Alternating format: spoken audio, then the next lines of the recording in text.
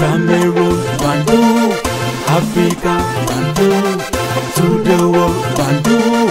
Le tirage au sort de la CAN 2025 qui va se jouer au Maroc. Le tirage au sort, c'était hier à Rabat, au Maroc. Il y avait un paquet de personnalités présentes, des présidents des fédérations. On a vu Samuel Eto'o-Fils, on a vu aussi le président de la fédération ivoirienne de football. Bref, tous les présidents des fédérations africaines étaient présents, parce que là on parle de la CAN, on parle d'un événement qui concerne toute l'Afrique, la Confédération africaine de football qui organise cet événement.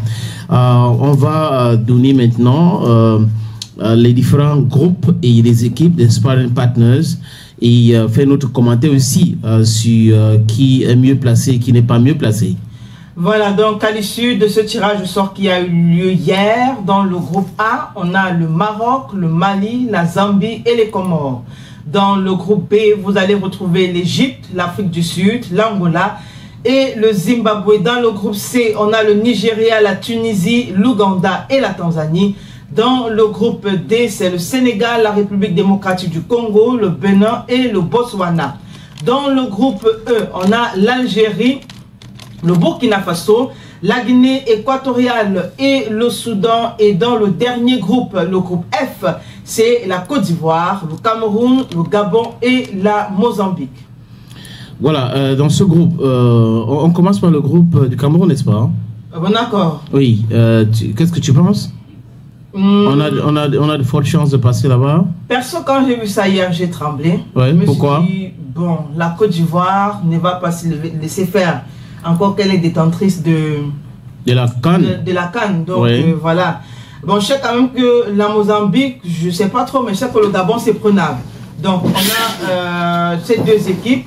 Facilement, le Gabon, la Mozambique, plus ou moins.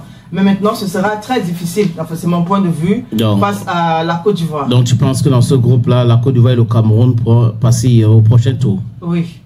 Ok. Oui. Ce ne sera pas facile aussi, hein, parce que pour la Côte d'Ivoire, surtout, on ne parle pas du Cameroun, parce que c'est monique courant de voir des équipes qui ont gagné la CAN connaître des très mauvais résultats lors des prochaines CAN. C'est-à-dire que l'équipe qui a gagné cette l'année, il y a de cela 2 ans, 2 ans après, c'est toujours très difficile. Le Cameroun a eu la chance de gagner 2 fois successifs en 2000 et 2002, parce que le Cameroun avait une très grande équipe.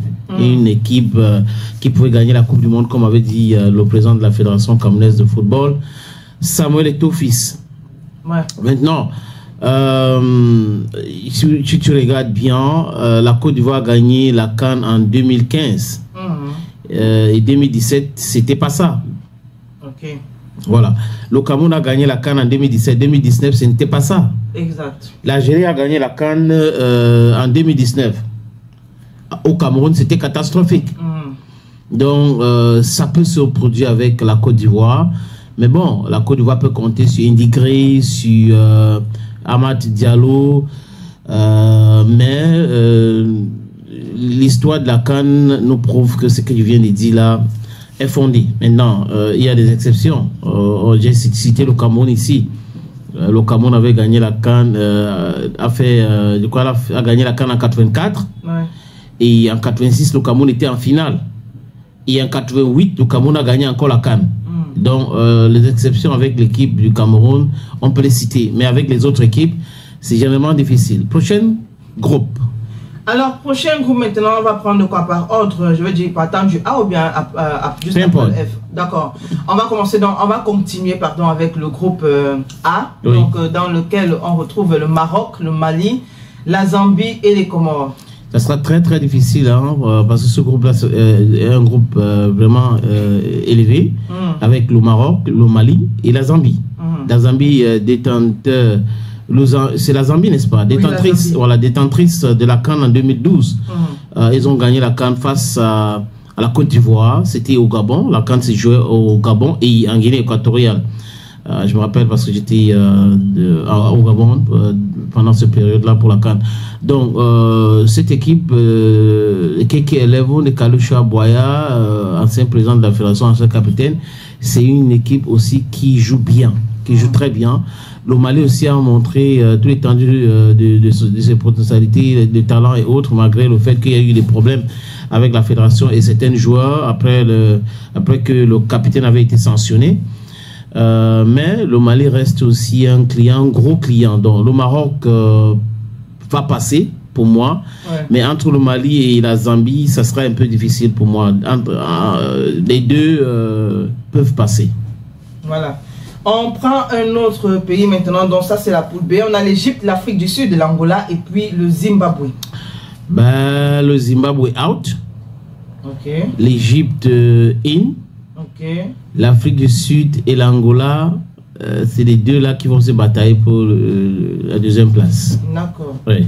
Bon, donc ça, en fait, je veux comprendre. Ça veut dire que dans chaque poule, on ne prendra que... Il y aura les meilleurs troisièmes. Oui, mais ça dépend. Donc, avec la théorie des si. Oui, ça dépend maintenant du nombre de buts, du nombre de cartons rouges et tout ça là pour être meilleur troisième. D'accord. Oui. Dans le groupe C, on a le Nigeria, la Tunisie, l'Ouganda et la Tanzanie. Ben, je peux me tromper, mais je pense que le Nigeria va passer au premier tour. Mais la deuxième équipe entre la Tunisie et la Tanzanie. Parce que la Tanzanie a montré devant la Guinée, les séries nationales, que c'était une équipe forte et soudée, qui pouvait se battre. Et donc, il faut faire très attention avec les équipes comme la Tanzanie. Donc, la Tanzanie risque d'être deuxième, mais si ce n'est pas le cas, meilleur troisième, c'est possible aussi. La Tunisie peut passer. Voilà. Dans le groupe D, on a le Sénégal, la République démocratique du Congo, le Bénin et le Botswana. Je pense que le Sénégal et la RDC. Sénégal, RDC. Oui, mais le Bénin, il faut faire attention parce que le Bénin a battu le Nigeria. Hein. Okay. Donc il faut regarder le Bénin avec beaucoup d'attention. Et dans le groupe E, c'est donc le dernier groupe avec lequel on va finir, l'Algérie, le Burkina Faso, la Guinée équatoriale et le Soudan. Là, c'est encore compliqué ici.